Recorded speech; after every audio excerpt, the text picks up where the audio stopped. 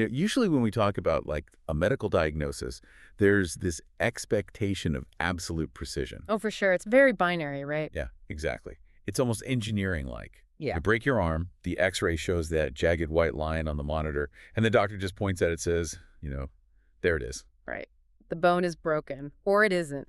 And I think we crave that kind of certainty, especially when the stakes are really high. We do. We like things to be visible, categorized, and just neatly resolved. Totally. But then you step into the world of financial health, and suddenly that X-ray machine is, well, it's completely malfunctioning. Yeah, you're looking at a diagnostic landscape that is incredibly murky. Exactly.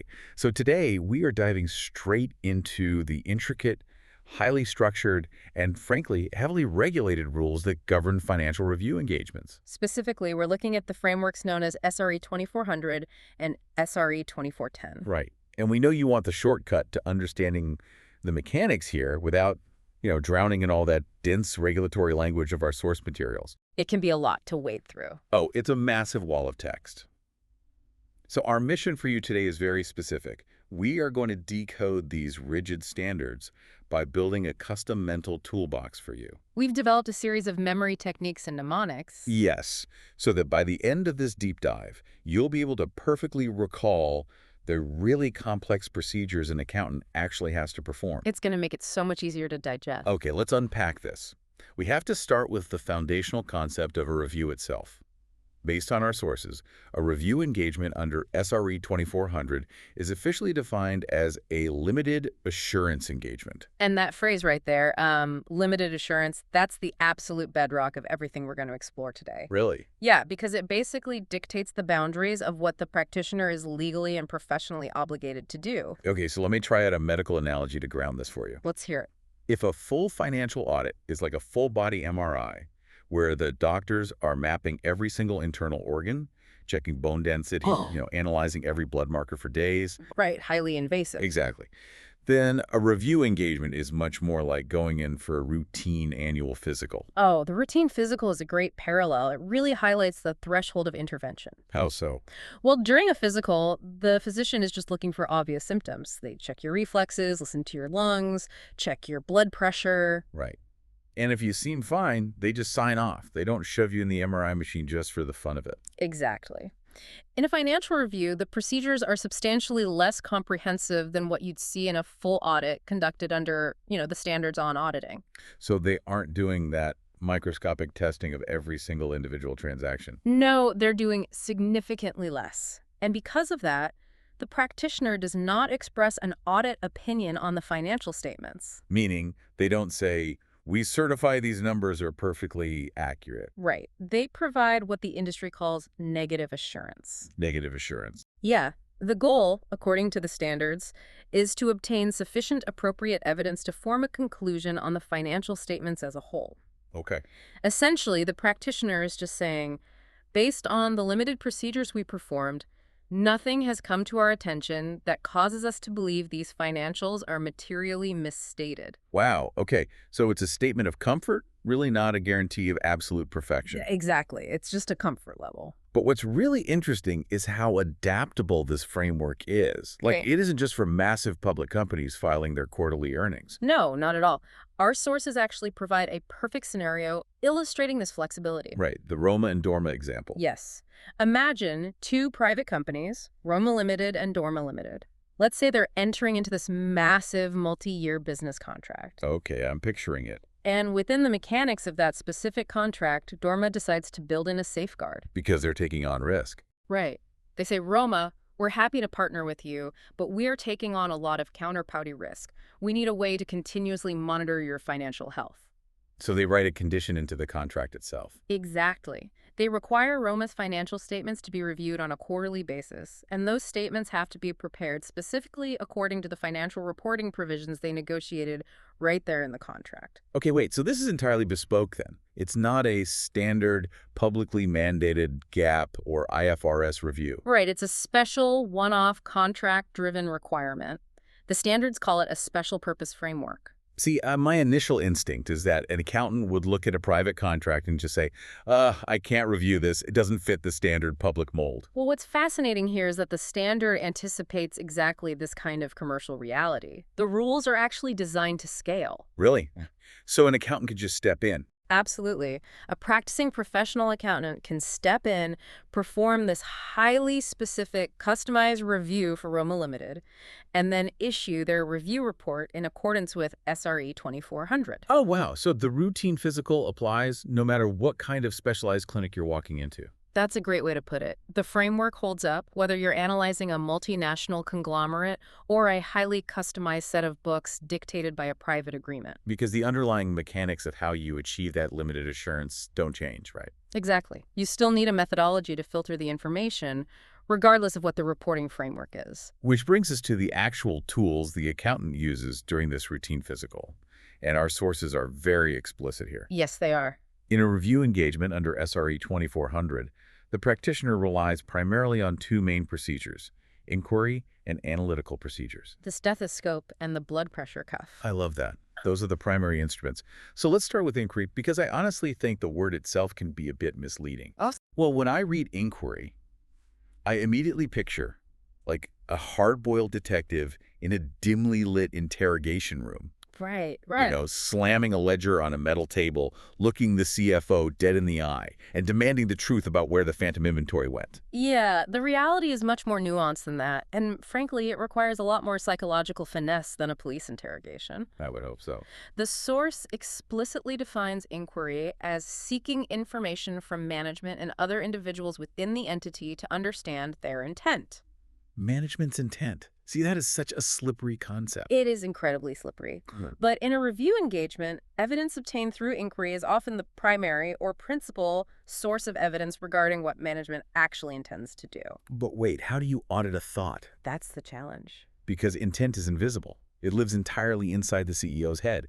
If the executive team tells the accountant, oh, absolutely, we intend to restructure that massive pile of short-term debt next month, Right. Does the accountant just jot that down in their work papers and say, great, the debt is handled? I mean, that feels like a massive vulnerability in the whole concept of a review. It absolutely is a vulnerability, and the standards are acutely aware of it. Okay, good. This is why the source text offers a very specific bolded warning. Supporting information for management's intent may be limited. Right, because people can project whatever optimistic future they want when they're sitting in a boardroom. Exactly. So the standards give the practitioner a behavioral roadmap. You don't just take management's word for it blindly. Okay, so how do we actually stress test intent? You have to evaluate the credibility of that intent by looking at three distinct historical and practical factors. First, you look at management's past history of fulfilling its stated intentions. Okay, so track record. Yes. Like if they promised the board they would cut operating costs by 15% last year, and they actually executed on that, their stated intent to cut costs this year carries actual weight. Exactly. It establishes a baseline of reliability. Second, you have to evaluate their reasons for selecting a particular course of action. Meaning, does it make sense? Right. Does the intent actually make logical economic sense within the current market? Like, if they intend to aggressively expand retail locations during an industry-wide recession. The logic is totally flawed. Yes, which casts major doubt on the intent itself. And third, you have to assess their actual functional ability to execute those specific actions. Okay, right. If they say they intend to build a state-of-the-art manufacturing facility, but they have zero cash reserves and their credit rating is deep in the junk category. The intent is meaningless because the execution is physically impossible. Precisely. The intent must be backed by capacity. And overarching this entire inquiry process is the absolute non-negotiable necessity of applying professional skepticism. You always have to be questioning it. Always. The practitioner must constantly evaluate management's responses to see if any matters indicate potential material misstatements. And this inquiry process isn't just about interrogating individual numbers, right? No, it also helps the accountant obtain or update their holistic understanding of the entity and its environment. It's like mapping the terrain to find the quicksand. It aids in the identification of areas where material misstatements are likely to arise before you even look at the spreadsheets. That holistic understanding is vital because it informs where you apply your second primary tool. Right, the blood pressure cuff. Analytical procedures. Yes. Now, the sources provide a very specific layered list of what performing analytical procedures actually assists the practitioner in doing. It's a very detailed list. It is, and this is where we're going to introduce the first tool for your mental toolbox. Oh, perfect. To help you remember the specific benefits and functions of analytical procedures mentioned in the source, we're going to use the ICU plus mnemonic. Okay, I like that. Think of the intensive care unit plus a little extra, ICU plus mnemonic. I like how that anchors right back to the medical diagnostic analogy. Mhm. When a practitioner starts running analytical procedures, they are essentially putting the financial statements into the ICU plus crim. Exactly. Let's break down the mechanics of these letters. The I in ICU plus stands for identifying.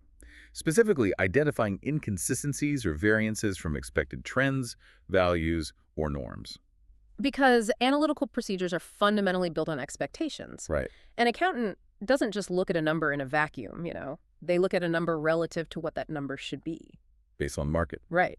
If you understand the macroeconomic environment, the industry headwinds, and the company's historical performance, you build an expectation. Okay. So if you expect revenue to be relatively flat, but the financial statements show a sudden 40% spike in top-line growth, that is a massive variance from expected trends. And the source gives a really powerful, concrete example of how to identify these inconsistencies. They suggest checking the level of congruence between the financial statements and key data, like key performance indicators or KPIs. This is exactly where financial data and operational data collide. Right. Let's say you're reviewing a massive e-commerce company. Their internal operational KPIs show that unique website visitors plummeted by half this quarter, and their cart abandonment rate skyrocketed. Oof, bad quarter. Yeah, terrible. Huh. But then, when you look at their draft financial statements, they're reporting that digital sales revenue actually doubled. Well, that is a glaring lack of congruence. The operational reality just does not match the financial reporting. Right. The numbers are mathematically inconsistent with the physical reality of the business. And that is the IMICU Plus identifying those exact friction points. Okay, moving to the next letter. The C stands for providing corroborative evidence.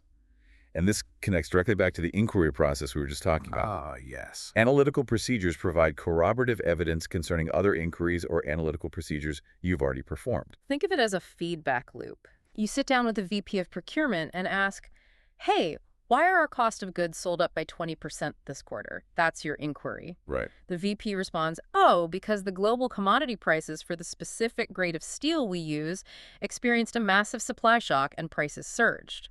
That's management's explanation. But you don't just nod and take their word for it. No, you run an analytical procedure. You pull the actual commodity pricing index for that specific grade of steel over the exact 3-month period of the quarter. And check the math. Exactly. If the index shows a 20% surge, your analytical procedure has just provided corroborative evidence for management's inquiry response. The story matches the math. Okay, so we have I for identifying inconsistencies and C for corroborating evidence. The U stands for understanding. Right. Analytical procedures assist the practitioner in obtaining or updating their understanding of the entity and its environment. Which is critical because businesses are not static. The source emphasizes that this understanding is necessary specifically to identify areas where material misstatements are likely to arise. Because things shift so fast.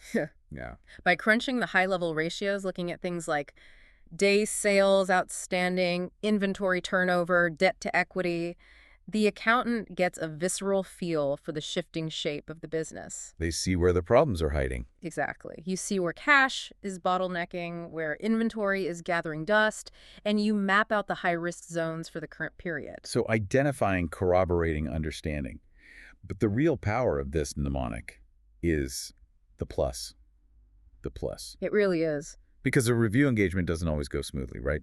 What does the plus represent? The plus is basically the escalation clause. It stands for serving as an additional procedure when things look suspicious. Okay. The standard explicitly states that analytical procedures serve as additional procedures when the practitioner becomes aware of matters that cause them to believe the financials may be materially misstated. And the text gives a highly specific, very practical example of this plus procedure in action. Yes, the branch example. Right. Let's say you're reviewing a retail entity with multiple geographic branches. You've done your basic ICU procedures, and something just feels slightly off about the overall margin. Right. The source suggests deploying an additional procedure, a comparative analysis of monthly revenue and cost figures across profit centers, branches, or other components of the entity. Let's really drill into why comparing branch-level data is so powerful here. Epic. If you just look at the consolidated top-line revenue of the entire company, a localized anomaly might be completely smoothed out and hidden by the aggregate data. But if you break it apart, Exactly. If Yeah. you line up the monthly data for Branch A, Branch B, and Branch C side by side, Yeah. let's say Branch A and Branch C both show modest 2% growth, with operating costs rising proportionally. makes sense. But Branch B suddenly reports triple the revenue of the other two branches, and their operating costs somehow dropped by 10%. Wow, that variance just screams off the page. It's either a miraculous business breakthrough that defies the laws of retail economics, or somebody at Branch B is fabricating sales invoices to hit their quarterly bonus targets. And spotting that specific, localized spike in revenue against flat costs is the exact kind of trigger that forces the practitioner to shift their posture. Because they can't ignore it. Right. It provides evidence about financial information presented in individual line items or disclosures that you simply cannot get from a high-level overview. So that is your first really constructed tool for the mental toolbox, ICU+. When you think of the core analytical procedures in a limited review, remember you are identifying inconsistencies, corroborating management's claims, understanding the evolving entity, plus adding targeted procedures if the numbers start looking suspicious. But that plus creates a very serious dilemma for the accountant. Right, because if you deploy the plus and you confirm that Branch B's numbers are completely fabricated, Yeah. you've just found a symptom of a much larger disease. Yeah. You've used ICU Plus Yeah. and realized, oh no, these numbers aren't just slightly off, they might be fundamentally wrong. Which forces us to confront the reality of encountering potential material misstatements during a limited review. Let's set the parameters based strictly on the source text. Yeah. You are deep in the routine physical of a company's financials. Okay. You're executing your inquiries, you're running your ICU Plus analytical procedures, and suddenly it is gathered upon inquiry that there is a very real possibility of material misstatements in the financial statements. We need to pause on that word material for a second, Good point. because we're not talking about like a rogue $200 travel expense that got miscategorized to the wrong department. Right, nobody cares about that. Exactly. A material misstatement is a massive error, an omission, or a deliberate fraud large enough that it could actively influence the economic decisions of users like investors or banks who are relying on those financial statements. It alters the perceived reality of the company's value. Now, here is where my instinct as a layman totally clashes with the regulatory standard. Oh, how so? Well, we established ad nauseum at the beginning of this deep dive that a review under SRE 2400 is a limited assurance engagement. It's emphatically not an audit. Correct. The procedures are substantially less. So if an accountant spots a potential material misstatement during this routine physical, shouldn't they just be able to document it and say, well, that looks highly irregular, but nobody is paying me to do a full MRI, and just issue a report with a disclaimer? I mean, it's a totally rational instinct to assume that limited assurance means limited responsibility. Right. But the standard violently corrects that assumption. Oh, yeah. Under SRE 2400, if a practitioner becomes aware of matters that cause them to believe the financial statements may be materially misstated, they absolutely cannot turn a blind eye. Wow. The limited nature of the original engagement scope does not act as a shield to ignore a glaring red flag. So what is the mandate then? If they can't walk away, what does the standard physically force them to do? The language in the standard is completely uncompromising. The practitioner shall design and perform additional procedures sufficient to enable them to resolve the ambiguity. Okay. They have to do enough work to confidently land on one of two definitive conclusions. Which are?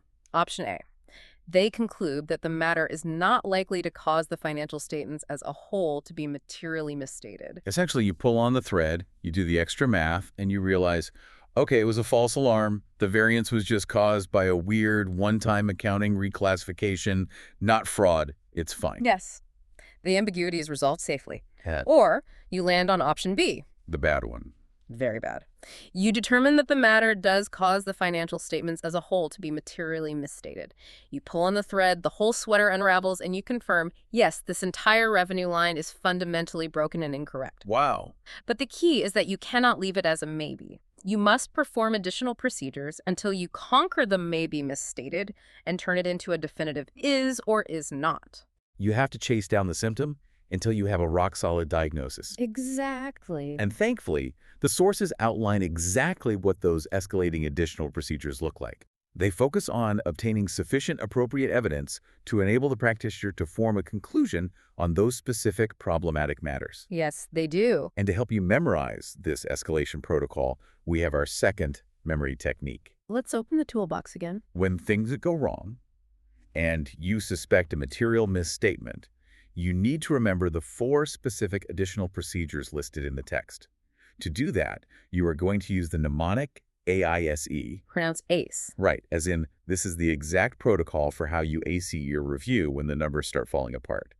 AISE. This mnemonic is incredibly useful because it perfectly tracks the escalating intensity of the accountant's investigation. Let's break down AISE. The A stands for Analytical Procedures Performed in Greater Detail. So, if your initial ICU Plus analytical procedure was just comparing total monthly sales across the entire quarter, your greater detail analytical procedure is zooming the microscope way in. Okay, so getting granular. Very.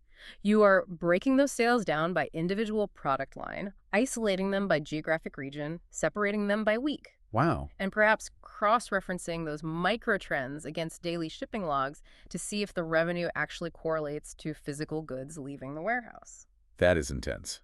All right, the I stands for inquiry, but this is not the broad getting to know the business inquiry we discussed earlier. This is inquiry focused specifically on the affected items. It's highly targeted. You aren't asking the CEO about their general intent for the year anymore. Right, pleasantries are over. Yeah, you are walking into the regional manager's office, putting a specific spreadsheet on their desk and saying, "We found a massive, inexplicable discrepancy in the Q3 inventory valuation for the specific warehouse. Explain the mechanics of these specific amounts and the related disclosures." So we have analytical in greater detail and targeted inquiry. Now, the final 2 letters of AISE are where the friction gets real, right? And where the nature of the engagement starts to violently shift. Absolutely. The S stands for substantive test of details. If we connect this to the bigger picture, this is where the protective wall between a review and an audit begins to structurally crack. Okay, why? Because a substantive test of detail means you have completely abandoned high-level trends and management conversations. You are getting your hands dirty. What does that look like in practice? It means pulling the physical paper invoices from the filing cabinets. It means examining the actual signed warehouse receiving reports. Retouching the paper. Yes, you are testing the granular microscopic details of the individual transactions themselves to prove whether the economic event actually occurred and was recorded accurately. You are literally recalculating the math on the invoice. Doing that during a routine physical review feels incredibly invasive. It is. And finally, the E stands for external confirmations. This is the ultimate escalation. When you move to external confirmations, you are officially stating that you can no longer rely purely on the internal ecosystem of the company to find the truth. You step outside the building. You step outside the building. You stop asking the CFO for answers, and you start asking third parties who have no incentive to lie on behalf of the company. Exactly. You draft a formal letter, send it directly to the company's bank, and say, "Hey, management claims they have $2.5 million sitting in this specific operating account. Can you, the bank, independently and directly confirm this balance to us?" Wow. Or you send letters to their largest suppliers, asking them to confirm the exact dollar amount of outstanding payables. Okay, so to recap this escalation protocol for you, if you stumble upon a potential material misstatement, you deploy the AISE mnemonic to remember your mandatory additional procedures. Right. Analytical procedures in greater detail, targeted inquiry on affected items, substantive tested details, and external confirmations. It's a brilliant illustration of how quickly a limited assurance engagement can mutate into heavy, audit-like substantive evidence gathering the second the accountant sniffs out a serious error. They can't just let it go. The standard refuses to let you ignore the smoke. It forces you to find the fire. But AISE is designed to handle a misstatement, a number that is wrong. What if the error isn't just a misplaced decimal point or a fabricated revenue line? What do you mean? What if the issue is that the entire corporate entity is structurally collapsing? That is the most terrifying diagnostic result any reviewer can encounter. It's not a broken arm, it's systemic organ failure. Which brings us to a massive concept in our source material: The going concern crisis. Yeah, going concern is one of those clinical accounting terms that sounds relatively mild to an outsider, but it carries apocalyptic weight in the financial sector. Really? Oh, yeah. A review of financial statements inherently includes an automatic consideration of the entity's ability to continue as a going concern. Let's define the gravity of that for the listener. When an accountant signs off on a set of financial statements, the entire mathematical architecture is built on an underlying assumption, the going concern assumption. Right. It assumes the company is going to survive and continue operating its business for the foreseeable future, which is traditionally defined as at least the next 12 months. Right. And that assumption changes how everything is valued. How so? Well, if a company is a going concern, a massive manufacturing machine is valued based on the steady income it will generate over the next 10 years. Makes sense. But if the company is going bankrupt tomorrow, that machine isn't an income generator anymore. It's just a piece of scrap metal that's about to be sold at a massive discount in a fire sale. Wow, so the numbers on the balance sheet become fundamentally meaningless if the company's dying. Exactly. The going concern assumption is the bedrock of the balance sheet. And both SRE 2400 and SRE 2410 mandate that if, during the performance of the review, the practitioner becomes aware of events or conditions that may cast significant doubt about the entity's ability to continue as a going concern. They have a highly rigid protocol they must initiate. They absolutely do. And our source material doesn't just give us the abstract rules, it provides two incredibly dramatic, highly illustrative, real-world scenarios to show what this existential threat looks like in practice. Let's look at scenario 1 from the text. You're reviewing the quarterly results of a manufacturing company. You are conducting your standard inquiries, and management casually mentions, oh, by the way, there was a major fire in our primary fabric processing plant this quarter. A literal physical inferno. A massive, catastrophic disruption in operations. But the narrative in the source gets remarkably worse. Yeah, it does. Upon further inquiry, the accountant discovers that the machinery and the massive inventories of fabric inside that plant were completely uninsured. Unbelievable. Why? The text specifically notes it was due to the carelessness of the concerned staff. They let the policy lapse, or they violated a safety clause. Regardless, it led to substantial, unrecoverable losses. Uninsured, catastrophic asset destruction is a textbook example of an event that casts significant doubt on the going concern assumption. Because they can't recover. Right. The company has to bear the entire multi-million-dollar brunt of that loss directly out of their cash reserves, all while their primary revenue-generating operations are halted. That is an immediate, violent threat to their survival. That is the acute trauma of Scenario 1. Now let's contrast that with Scenario 2 involving a company named Gay Limited. Gilly Limited is not dying from a sudden fire. They are suffering a slow, agonizing death by financial starvation. Yeah, the practitioner in this scenario, C.A. Rena, initiates her review and quickly realizes that Gate Limited is facing continuous severe working capital shortages. They literally cannot make payroll. They have no cash to buy inventory. Exactly. And the capital markets have completely abandoned them.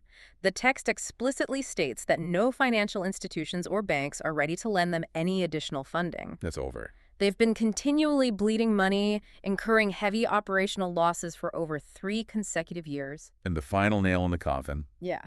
they have actively defaulted on the payment of loan installments and interest to their existing creditors over the last year. Right. As a result, their operations have been curtailed significantly. They are shrinking to survive. This isn't a misstatement. The water is rushing into the hull of the ship, and the pumps have completely failed. So what does a practitioner actually do when they encounter a sinking ship during a review? They cannot just yell iceberg and run away, right? No, they can't. They have to follow the specific steps laid out in SRE 2400 to document the disaster. And yes, we have constructed a memory technique for this exact protocol. Good, because it's a critical one. When the going concern of a company freezes over and starts to die, you put it on IEC, put it on ICE, IE. Okay, let's unpack the mechanics of the IEC steps. What is the practitioner actually mandated to do when facing this crisis? The I stands for inquire. You must inquire of management about their plans for future actions. Oh, okay. If the ship is sinking, your first mandatory step is to walk up to the captain and ask, what is your plan to keep us afloat? Makes sense. You ask about the feasibility of those plans, and crucially, you ask whether management genuinely believes that the outcome of those plans will actually improve the situation regarding the entity's ability to continue as a going concern. And this is exactly where professional skepticism is paramount. How so? Well, in the case of GK Limited, C Arena goes to management and says, look, you have defaulted on your loans, you have no working capital, and zero banks will return your calls. What is the actual survival plan? Right. If management responds, oh, we plan to invent a revolutionary new product next month that will triple our revenue, I mean, that is technically a plan. But it's a pipe dream. Exactly. It is entirely detached from reality. The inquiry must probe the hard operational feasibility of the survival strategy. Right. Which leads perfectly into the second step, the E. Hmm? The E stands for evaluate. You must actively evaluate the results of those inquiries. You can't just write them down. No. You have to sit down with management's grand survival plan and consider whether their responses provide a sufficient basis to do one of two things. Okay, what are the two things? Number one, continue to present the financial statements on the going concern basis. Meaning, you look at their plan and conclude, okay, yes, they actually do have a signed term sheet for a massive private equity bailout that closes next week. The threat is mitigated. We can still legally assume they will survive. Or, number two, you conclude whether the financial statements are materially misstated or are otherwise misleading regarding the entity's ability to continue as a going concern. Because if management's plan is just wishful thinking, if there is no bailout coming for GAK Limited, then allowing them to present their financials as if everything is perfectly normal is highly deceptive to an investor reading that report. So we have to befriend our manager, inquire about their plans, and evaluate the realistic basis of those plans. The final letter, C, stands for consider.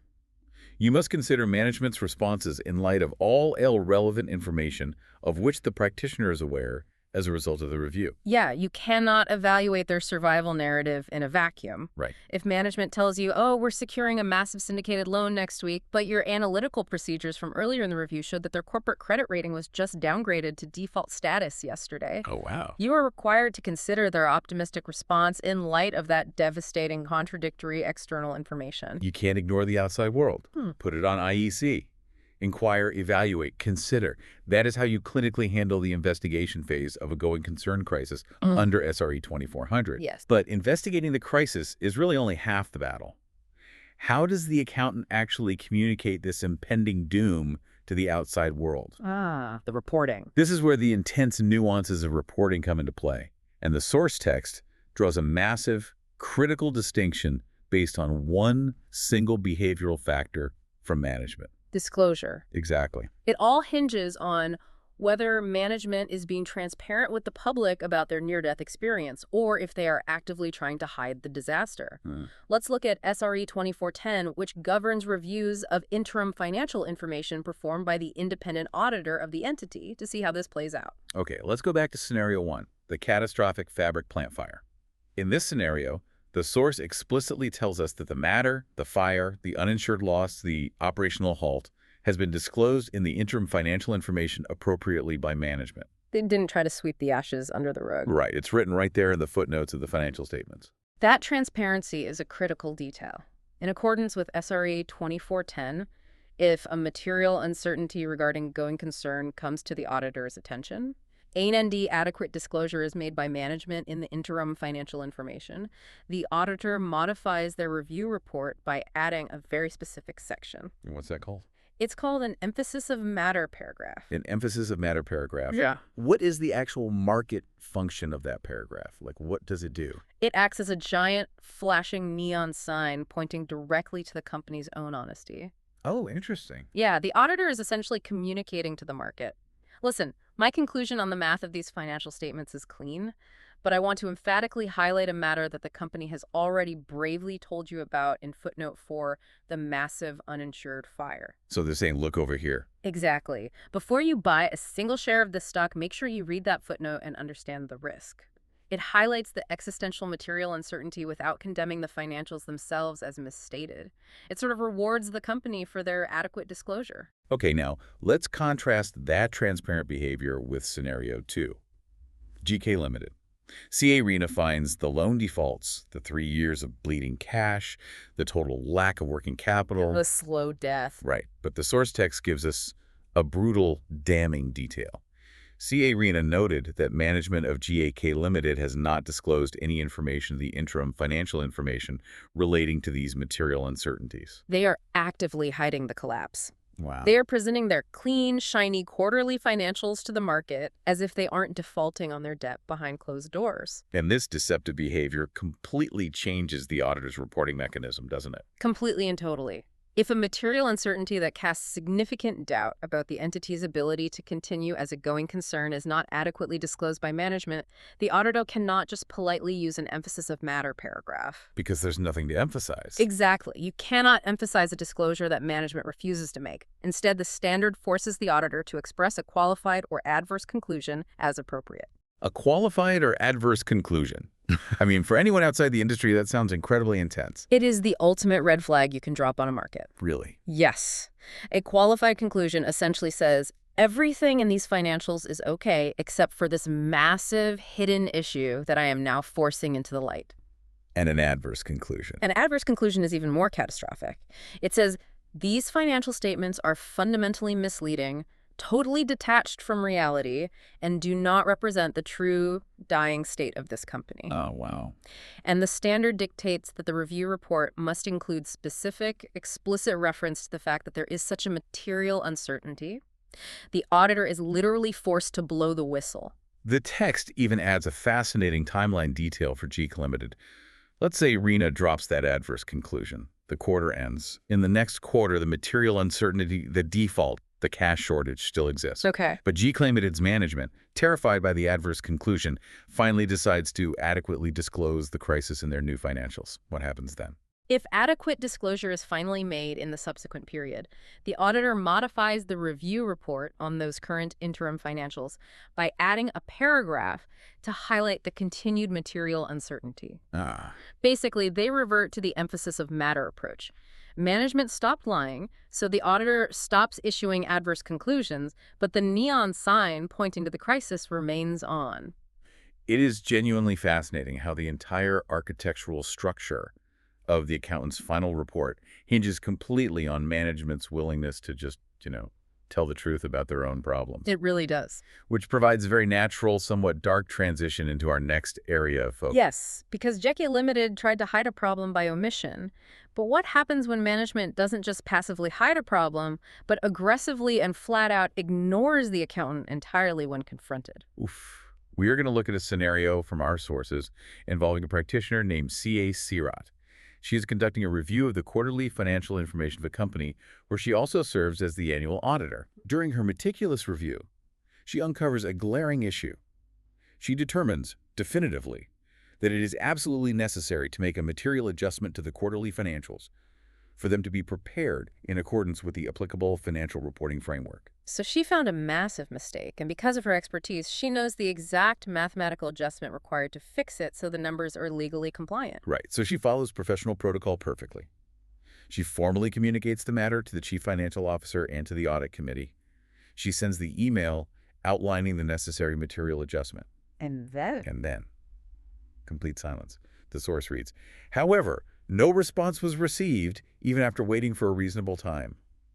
They ghosted her. Oh, man. Being ignored by the very people paying you to ensure their compliance is a professional accountant's absolute worst nightmare. It creates immense liability. So if you are C.A. Sirat sitting there staring at an empty inbox, my question is, why doesn't she just fix it? What do you mean? She has access to the draft statements. She knows the exact material adjustment needed. Can't she just cross out their wrong numbers, write in the correct ones, and issue a clean report? No, absolutely not. And this touches on a fundamental philosophical principle of auditing and reviewing that you really need to grasp. It hit me.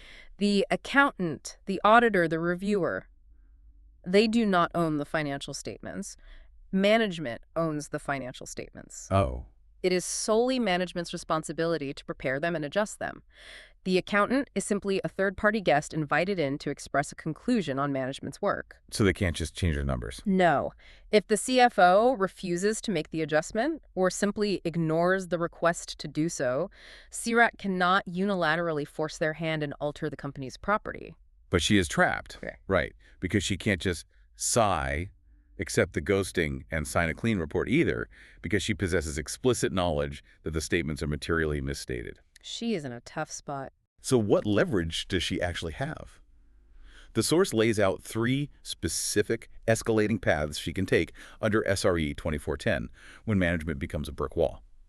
And we have a mnemonic to help you remember these exact options. Let's equip the listeners with this one. When management won't reply, you deploy the MWR mnemonic. MWR. Okay, let's walk through the mechanics of these three options. The M stands for modify the report. We touched on this concept heavily with GAK Limited. If the CFO won't fix the material misstatement and won't even reply to the emails, CROT can proceed with issuing the review report, but she drastically modifies her conclusion. Right. She issues a qualified or adverse conclusion that explicitly details the uncorrected material misstatement. She bypasses the silent CFO and tells the board and the shareholders, look, I'm releasing this report, but I am legally obligating myself to tell you that management's numbers are incorrect. Wow. Okay, that's option one, modify. But maybe the relationship is too toxic for that. The W stands for withdraw. The standard explicitly gives her the possibility of withdrawing from the review engagement entirely. She can officially communicate to the board, listen, if your executive team is going to stonewall me and refuse to fix obvious material errors, I am structurally prevented from fulfilling my professional duties. I am severing the contract. I quit this specific quarterly review engagement. Just walk away. Yep. Now, M is modify and W is withdraw. But the R is where the leverage becomes truly terrifying for the company. Oh, yes. The R stands for resign.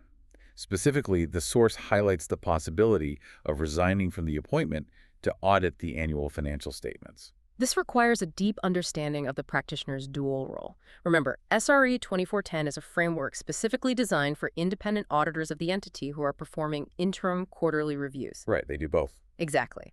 CROT isn't just a hired gun for Q3. She is their main legally mandated auditor for the massive year-end audit. So if she chooses the resign option over a quarterly dispute, It is the nuclear option. Resigning from the annual audit over an unresolved quarterly dispute sends an unprecedented shockwave through the entire regulatory ecosystem. why does it trigger such a massive reaction? Because an auditor abruptly resigning mid-year signals to the stock exchange, the regulatory bodies, the shareholders, and the institutional lenders that the foundational relationship between the company and its auditor has completely, irreparably shattered. Wow. It implies a total, catastrophic lack of trust in management's integrity.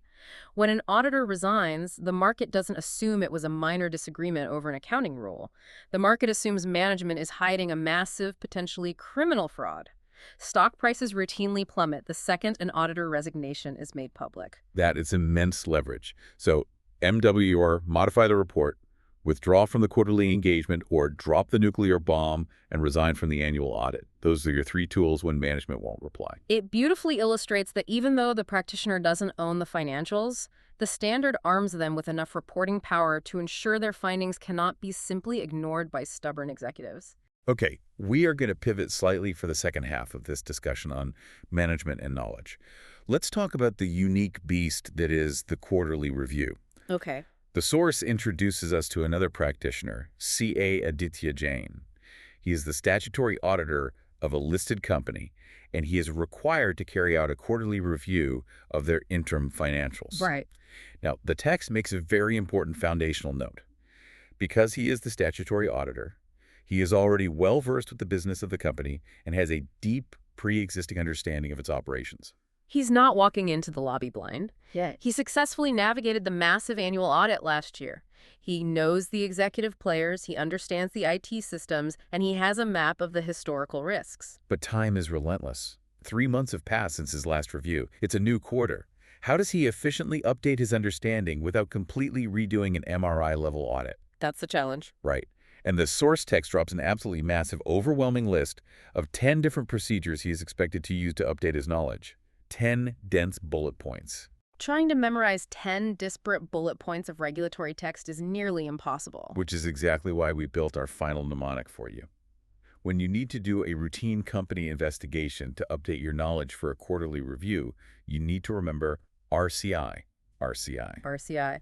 Let's take that intimidating list of 10 bullet points and logically group them into these 3 manageable buckets. The R bucket stands for read. Before Aditya talks to anyone, there is a mountain of documentation he needs to read to get caught up. Specifically, the standard mandates he read the documentation of the preceding year's audit and the reviews of prior interim periods of the current year. This is basically crucial homework. You cannot effectively review Q3 without refreshing your memory on the specific friction points you uncovered in Q2, or the massive audit adjustments you forced them to make at the end of last year. Right. He also needs to read the most recent annual and comparable prior period interim financial information. So that's the R bucket. Read past documentation and recent financials to establish the historical baseline. Okay, what's next? The C bucket stands for consider. What analytical mental models does he need to apply to the current quarter? First, he must consider any significant risks, including the ever-present risk of management override of internal controls that were explicitly identified in the prior year's audit. Okay, so if he documented last year that the CEO had a dangerous habit of, manually bypassing the procurement software to rush vendor payments, Aditya must consider that a massive active risk this quarter as well. Exactly. Behavior rarely changes quarter to quarter. He must also consider materiality thresholds, which might have shifted if the company's revenue shrank. Right. He considers the results of any audit procedures that have already been performed on the current year's financials. And crucially, he considers the results of any internal audit performed by the company's own team and the subsequent actions taken by management to fix those findings. Internal audit reports are absolute gold mines, aren't they? Oh, absolutely. If the company's own internal compliance team found a massive systemic flaw in payroll processing last month, Aditya needs to consider that heavily, rather than wasting time trying to discover it himself. Okay, so we have read the history, we have consider the risks and internal data. The final bucket, the I, stands for our old friend inquire. But what specifically is Aditya inquiring about to update his knowledge? He already knows the business model. The standard provides very specific, targeted areas for this updated inquiry. He must inquire of management about their current assessment of the risk that the interim financial information may be materially misstated due to fraud. He inquires about the effective changes in the entity's business activities, like have they launched a massive new product line? Did they shutter a failing factory in Europe? He also inquires about any significant changes in internal control. Did the CFO leave? Did they fire the controller? Which is huge. Yeah. And perhaps most importantly, he inquires of management about the actual process by which the interim financial information has been prepared and the reliability of the underlying accounting records. Right.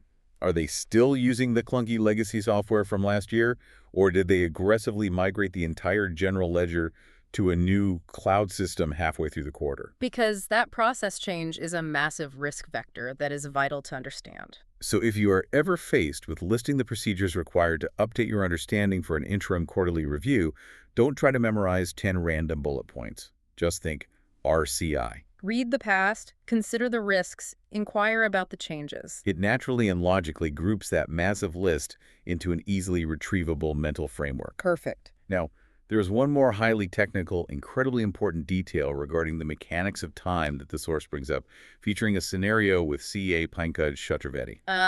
Yes. The friction of the timeline. CA Pankaj is tasked with issuing a review report.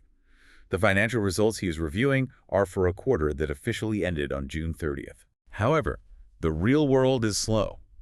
It takes Pankaj almost a full month of reading, considering, and inquiring to finish his work. He finally concludes the review and formally dates his report July 28th. So the financial snapshot is frozen on June 30th, but the ink doesn't dry on his signature until July 28th. Exactly. The critical question the source poses is this. What is Pankaj's professional responsibility for events occurring in that gap between July 1st and July 28th? Does he just put his blinders on and ignore the entire month of July because the quarter technically ended in June? According to SRE 2410, absolutely not. The accountant's responsibility does not just conveniently snap shut at midnight on the last day of the quarter. Wow. Okay. The standard explicitly states that the auditor should inquire whether management has identified all events up to the date of the review report that may require adjustment to or disclosure in the interim financial information. These are known as subsequent events. Let's make this concrete. If the quarter perfectly ends on June 30th with millions in inventory sitting safely in a warehouse, Right. But then on July 15th, that main warehouse burns to the ground.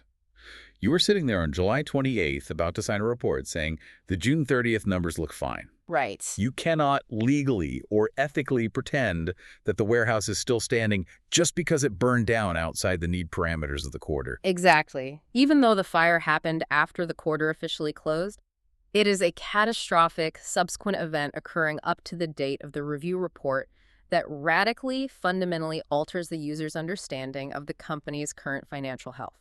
So what do they do? Management is required to disclose it, And the auditor is mandated to inquire about it before they sign their name on July 28th. It is entirely about ensuring that the financial information isn't already functionally stale or actively misleading the very second it gets published to the market. Precisely. The timeline stretches to the signature, not the calendar. Wow. Okay, we have covered an immense, complex amount of ground today. With our mnemonic toolbox now fully constructed and overflowing, I think it is time to take a step back and look at what all of this compliance, all of these escalating procedures and rigid rules actually achieves in the real world. Let's quickly review the mental architecture we've built for you today. We started by defining a review engagement not as an MRI, but as a routine, physical, a limited assurance engagement. We gave you ICU Plus to remember the core analytical procedures of that physical. Identifying inconsistencies, corroborating management's claims, understanding the evolving entity, plus deploying additional procedures if you suspect a misstatement. Right. We saw how rapidly those additional procedures escalate from a review into audit-like territory using the AISE mnemonic. Analytical procedures in greater detail, targeted inquiry, substantive tests of details, and external confirmations. We tackled the terrifying prospect of a dying company with the IEC going concern steps. Inquire about their survival plans, evaluate the realistic basis of those plans, and consider all contradictory info. We explored the incredible leverage, the nuclear options available when dealing with stubborn ghosting management using MWR. Modify the report, withdraw from the engagement, or resign from the annual audit entirely. And finally, we gave you a streamlined way to categorize the massive list of update procedures for an interim quarterly review with RCI. Read the past, consider the risks, inquire about the changes. It is a profoundly robust, highly structured framework. But unpacking all these rules raises a very important, slightly unsettling question. And it's one I want to leave hovering in the air as we conclude this deep dive. Let's hear it. Well, think back to the very beginning of our discussion, specifically regarding the stethoscope of inquiry. Okay. The standard explicitly states that in a limited review engagement, evidence obtained through inquiry is often the principal, primary source of evidence regarding management's intent. But as we just spent an hour discussing, we've seen scenarios like GAK Limited actively hiding their catastrophic loan defaults, or CA Sirat's CFO completely, silently ghosting her, that definitively prove management can be unresponsive, evasive, or downright deceptive when their survival is on the line. Right. Management is heavily incentivized to survive. They aren't always the reliable, objective narrators of their own financial story. Exactly. So the deeply provocative question is this. Given the inherently limited nature of these review procedures, are retail investors and capital markets placing entirely too much faith in the comfort of a reviewed financial statement? Oh, that's a great question. Because even with all these rigid, brilliant steps, all these escalating AISE procedures and carefully crafted mnemonics, a review ultimately relies incredibly heavily on the foundational hope that management is telling the truth when the accountant asks them a direct question. Right. Is the global market mistakenly putting MRI-level trust into what is, at the end of the day, just a routine physical? That is a phenomenal, slightly terrifying point. It is something for you to deeply ponder the very next time you are reading a company's quarterly results and you see that comforting boilerplate phrase, reviewed by independent auditors. Yeah. How much assurance is limited assurance, really, when the human element is factored in? The regulatory rules are constructed perfectly, but the humans executing them and the executives answering the questions are deeply flawed. Absolutely. Thank you for joining us on this incredibly detailed deep dive. We hope you walk away today not feeling overwhelmed by the regulatory density, but feeling thoroughly equipped. You've got the tools now. Exactly. Yeah. The next time you face an overwhelming list of professional standards, don't just try to brute force memorize the textbook. Build yourself a toolbox. Find the ICU Plus ANS, map out the AISE, and navigate the murky diagnostic landscape on your own terms. Because out there in the real world of corporate finance, the X-ray machine is always going to be a little bit broken. You just have to know exactly how to ask the right questions to see through the static.